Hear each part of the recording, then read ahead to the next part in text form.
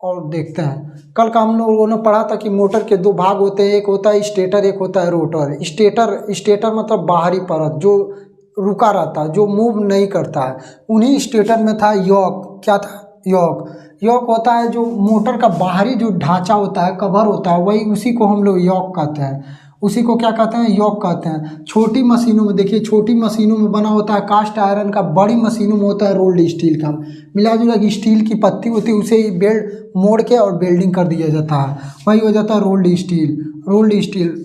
अब इसका काम क्या होता है देखिए, सबसे पहले ये मैग्नेटिक सर्किट को कंप्लीट करता है। जैसे यन से निकलेगा कोई भी मैग्नेटिक फ्लक्स, तो यन से होते हुए यस पे जाएगा और यस से होते हुए यन पे। तो देख रहे हैं ऐसे पूरे हर क्या करता है, ये सर्किट को कंप्लीट करने में मदद करता है। दूसरी बात, प्रोटेक्शन करता है, बाहरों के धूल धक्कड़ उक्कड़ से सारा चीज़ से प्रोटेक्शन करता है। मैकेनिकल स्ट्रेंथ, इसे मजबूती प्रदान करता है। ठीक, उठाने ले जाने कहीं रखने सब चीज़ में मैग्नेटिक स्ट्रेंथ प्रोवाइड करता है। पोल पोल के लिए बेस का काम करता है। ये जो हिस्सा है ये होता है पोल। पोल कहलाता है ये वाला हिस्सा क्या कहलाता है? पोल कहलाता है। छोटी मशीनों में क्या होता है, छोटे छोटे जनरेटर में हम लोग एक ही साथ ढाल देते हैं इसको। जैसे ये ढालते हैं कास्ट आयरन का, ये भी ढाल देते हैं, लेकिन बड़ी मशीनों में ऐसा गलती नहीं करते हम लोग।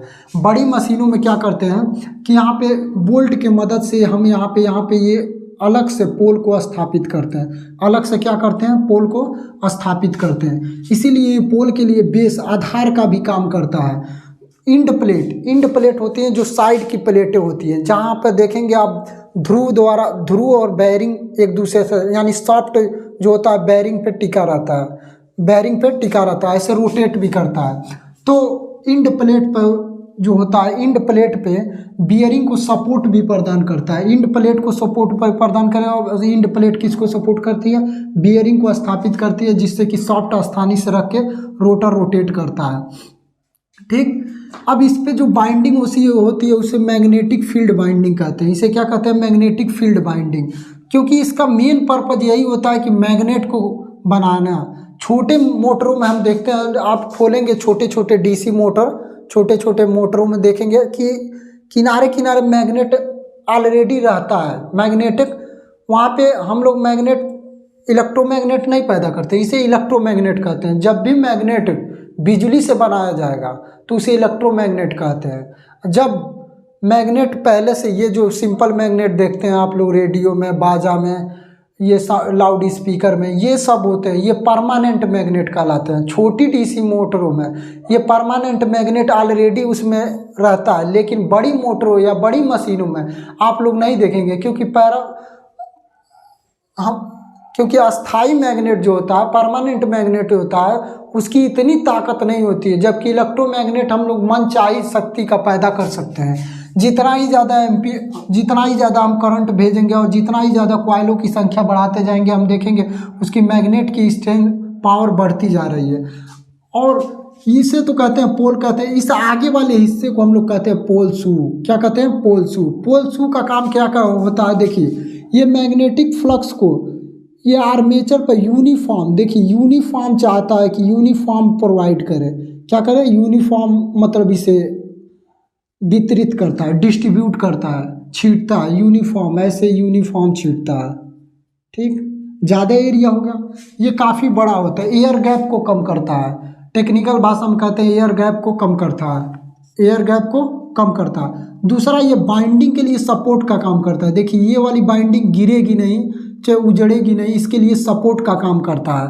ठीक, कई मोटरों में ये पोल शू अलग से भी नट बोल्ट द्वारा फिक्स किए जाते हैं, लेकिन कई में फिक्स कर दिए जाते हैं। अब देखेंगे आप कई जनरेटर खोलेंगे, कई मोटर खोलेंगे, उसमें देखेंगे पोल पतले पतले लोहे से मिलके बना हुआ है। देखेंगे स्टीप से बन के बना हुआ है, पतले स्टीप से मिलके बना हुआ है। पतले स्टीप करने का उद्देश्य क्या है कि हम लोग छोटे थे तो जब भी ट्रांसफार्मर आप खोलेंगे, जब भी मरकरी का चोक खोलेंगे, ये सब खोलेंगे तो उसमें देखेंगे कई सारी पत्तियां मिलेंगी। ई आकार की मिलेंगी, एल आकार की मिलेगी, यू आकार की मिलेगी।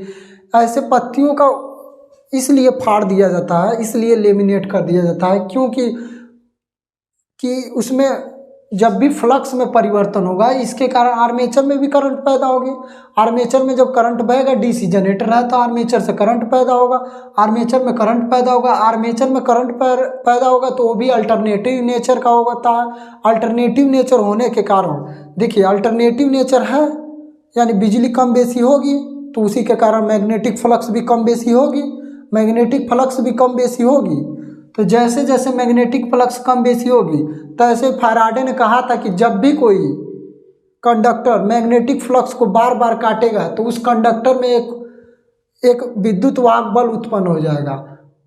आज सर्किट कंप्लीट है तो उसमें एक धारा बहने लगेगी। यदि यह मोटा होता तो इसमें क्या होता है, एक मैग्नेटिक फ्लक्स में बार बार अंतर होगा तो इसमें एक इतना चौड़ा कम से कम भंवर धारा बनने लगेगी और बड़ी बड़ी भंवर धाराएं बनने लगती है, जिसके कारण ये बहुत ज़्यादा हीट होता है। हीट के कारण इसकी बाइंडिंग के इंसुलेशन खराब होते हैं, जिसके कारण बाइंडिंग भी जल सकती थी।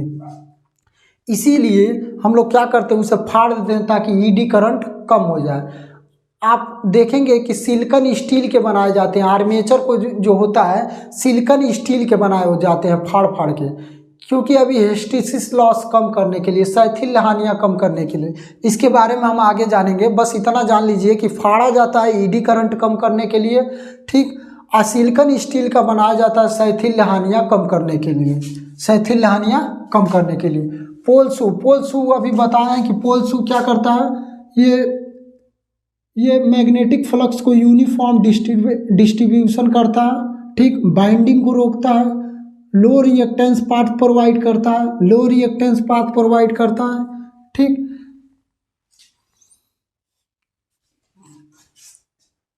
लो रिएक्टेंस पाथ प्रोवाइड करता है।